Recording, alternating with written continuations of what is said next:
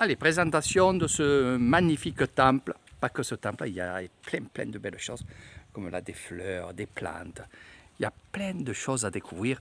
Et c'est bien sûr dans cet endroit qui est vraiment étrange, qui s'appelle, et c'est moi qui l'appelle comme ça, évidemment, le temple des démons. Pour quelle raison? Ben, vous verrez par la suite en rapport aux vidéos que je vais mettre derrière celle-ci, car je vais faire plein de petites vidéos.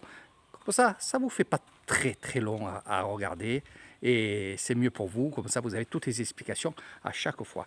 Ce temple que je côtoie très souvent, très souvent, je suis venu même seul.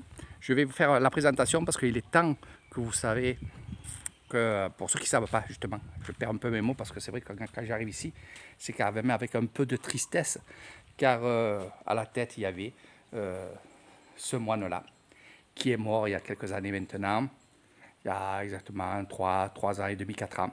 Et c'est vrai que c'est une personne que je côtoyais, que j'aimais bien. Voilà, c'est comme ça.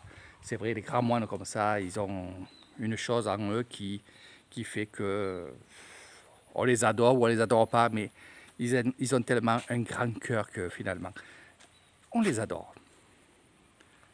Plusieurs étages évidemment, donc ce n'est pas un tombeau. Ce n'est pas un tombeau, je vous le dis. C'est vraiment un temple qui ressemble malaisien, chinois, hindou. Il y a un peu de tout. C'est pour ça que vous voyez plein de statues, comme là ici, chinois. Donc avec ces fameux dragons qui sont là en guise de, on va dire, de guerriers, pour pas que les mauvais esprits rentrent dans le temple.